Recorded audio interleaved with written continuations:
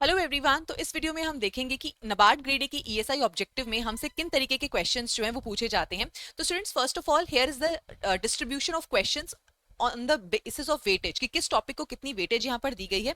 सबसे ज्यादा वेटेज जो है वो स्कीम्स को दी गई है। हर साल अराउंड 14 to 20 क्वेश्चंस हमसे यहाँ पर पूछे जाते हैं। Apart from that ESI current affairs एक बहुत इंपॉर्टेंट कंपोनेंट है। एआरडी करंट अफेयर्स के क्वेश्चंस भी हमें यहाँ देखने को मिलते हैं। Reports are a very important part. Union budget again a very important part. And as I have said n number of times before also, static part जो है उसकी वेटेज बहुत ज्यादा नहीं होती है हमारे ईएसआई के पेपर में, चाहे फेज 1 हो या फेज 2। अब देखते हैं कि किस तरीके के क्वेश्चंस हमसे यहाँ पूछे जाते हैं।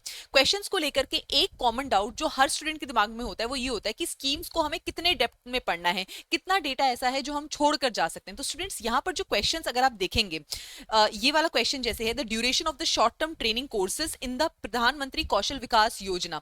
स्टूडेंट्स, ये एक काफी इन डेप्थ डिटेल है जो कि हमसे पूछी गई है। सिमिलरली अगर आप सेकंड क्वेश्चन को देखते हैं, cold storage capacity for the assistance under the mission for integrated development of horticulture. Again, तो स्टूडेंट्स यहाँ पर हमसे बहुत ही बारीक, इन डेप्थ और डिटेल तरीके से क्वेश्चंस पूछे गए हैं स्कीम से भी। So this gives us an idea कि जो भी हमारे फ्लैगशिप स्कीम्स हैं वो हमें काफी ज्यादा इन डेप्थ जाके और डिटेल में पढ़ने हैं, क्योंकि क्वेश्चंस हमसे उस तरीके से पूछे जा रहे हैं। This is the requirement which we are suppose to meet.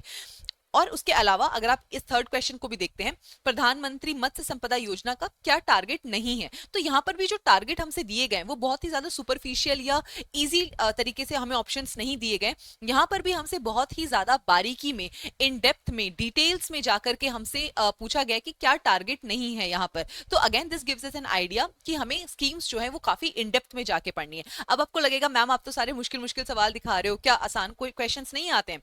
नहीं, इजी क्वेश्चंस भी होते हैं जो हमसे पूछे जाते हैं यहाँ पर। सो जैसे ये अगर आप क्वेश्चन देखेंगे, so it is a very easy question from the NABARD annual report which is asking कि इनमें से किस क्लाइमेट चेंज फंड के लिए नबार्ड जो है वो एक डायरेक्ट इंप्लीमेंटिंग एजेंसी है। Very easy question. Similarly next question जो है उसमें पूछा गया कि under the ethanol blended petrol programme 20% blending जो है वो हमें किस ईयर तक अचीव करनी है। तो ये भी स्कीम का बड़ा ही आसान सा सवाल है। तो ये तो बात रही करंट अफेयर से किस तरीके के क्वेश्चंस पूछे जाते हैं।